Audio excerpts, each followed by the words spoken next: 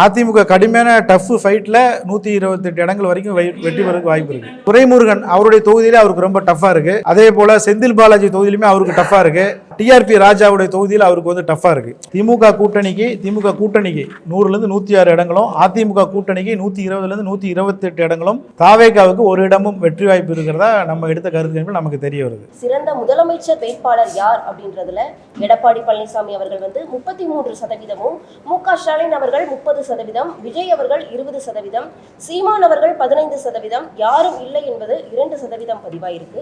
திமுக ஆட்சியில் சட்ட ஒழுங்கு நிலை பற்றி உங்கள் கருத்து என்ன அப்படின்றது மிகவும் மோசமா இருக்கு அப்படின்னு சொல்லிட்டு 45% பேர் சொல்லியிருக்காங்க. சிறப்பாக உள்ளது அப்படின்னு 35%, கருத்தே இல்லை அப்படின்னு 20% சொல்லியிருக்காங்க. ஊடக நண்பர்களுக்கு வணக்கம். நம்முடைய Q7 மீடியா வந்து கடந்த 2019 நாடாளுமன்ற தேர்தலிலிருந்து தொடர்ந்து தமிழகம் முழுக்க வாக்காளரிடம் கருத்து கணிப்பு நடத்தி அந்த முடிவுகளை வெளியிட்டு வர்றோம். இப்போ இந்த 2026 சட்டமன்ற தேர்தலை முன்னிட்டு நம்ம 234 தொகுதிகளில் வாக்காளர்களை சந்தித்து கருத்து கணிப்பு எடுத்திருக்கோம். அதில் சாம்பிள்ஸ்னு பார்த்தீங்கன்னா ஒரு தொகுதிக்கு, ஒரு சட்டமன்ற தொகுதிக்கு சராசரியாக 125 பேர்களிடம் இந்த கருத்து கணிப்பு வந்து எடுத்திருக்கிறோம்.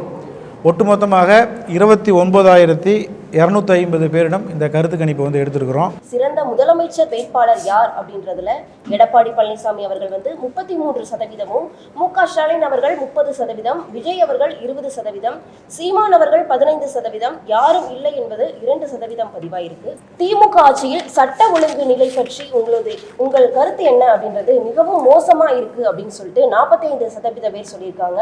சிறப்பாக உள்ளது அப்படின்னு 35%, கருத்தே இல்லை அப்படின்னு 20% சொல்லியிருக்காங்க. தொகுதி வாரியாக முன்வச்ச கேள்விகள் என்ன அப்படின்னா, உங்க எம்எல்ஏ எந்த கட்சியை சேர்ந்தவர், அவரது கடந்த கால செயல்பாடு திருப்தி அளிக்குதா, இந்த முறை எந்த கட்சி ஆட்சி அமைச்சா நன்றாக இருக்கும் அப்படின்னு நீங்க நினைக்கிறீங்க, பிரதான கட்சிகள்ல எந்த கட்சியின் வாக்குறுதி உங்களை கவர்ந்தது, உங்கள் முதலமைச்சராக யார் வர வேண்டும் அப்படின்னு இவ்வளவு கேள்விகள் தொகுதி வாரியாகவும் முன்வைக்கப்பட்டிருந்துச்சு.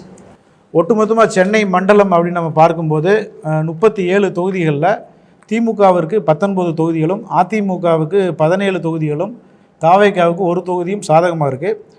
கடந்த சட்டமன்ற தேர்தலில் இந்த மண்டலத்தில் அதிமுகவுக்கு ஒரே ஒரு தொகுதி தான் அவங்க வின் பண்ணாங்க, மதுராந்தகத்தில் மட்டும். இந்த முறை வந்து கிட்டத்தட்ட அவங்க 17 தொகுதியில் அவங்களுக்கு சாதகமாக இருக்கிறத பார்க்க முடியும். கடந்த முறை வந்து கொங்கு மண்டலத்தில் 57 இதில் 16 திமுகவும் 41 இடங்கள் திமுகவும் வின் பண்ணாங்க. பட் இந்த முறை கொங்கு மண்டலத்தில் அதை விட கூடுதலாக அதிமுகவுக்கு சாதகமான ஒரு நிலை இருக்கிறத பார்க்க முடியுது. இது ஒட்டுமொத்தமாக தமிழகம் முழுக்க உள்ள தொகுதிகளை பார்க்கும்போது திமுக கூட்டணி 100லிருந்து 106 இடங்கள் வரைக்கும் அவர்களுக்கு வெற்றி பெறக்கூடிய வாய்ப்பு இருப்பதாக பார்க்குறோம். அதாவது நம்ம கருத்து கணிப்பில் வந்து நம்ம 234 தொகுதியில் வந்து திமுக கூட்டணிக்கு 100லேருந்து 106 இடங்களும், அதிமுக கூட்டணிக்கு 120லேருந்து 128 இடங்களும், தாவேகாவுக்கு ஒரு இடமும் வெற்றி வாய்ப்பு இருக்கிறதா நம்ம எடுத்த கருத்து நமக்கு தெரிய வருது. அதாவது 2026 சட்டமன்றத்தில் எந்த கட்சி ஆட்சி அமைப்பு சிறந்தது என்று நினைக்கின்றீர்கள்? அதுக்கு வந்து அதிமுக 37, திமுக 35, தாவேகா 15, நாம் தமிழர் 8%, யார் மீது நம்பிக்கையில் 5%. யார் ஆட்சி அமைப்பார்கள் அப்படிங்கிற அந்த கொஸ்டினுக்கு வந்து அதிமுக 37, திமுக 35, 2% வந்து அதிமுக கூடுதலாக இருக்குது. இல்லை, அதாவது தாவேகா வந்து அவங்க 500 ஓட்டை மொத்தமாக பிரிப்பாங்கன்னு நம்ம இதில் பார்க்க முடியல. அதே போல் அதிமுக வந்து ஒரு திரை பின்புலத்தை கொண்ட கட்சி, அதற்காக வேண்டி அதிமுக ஓட்டை அவங்க ஃபுல்லாக உடைப்பாங்களா அப்படின்னா அதுவும் இல்லை.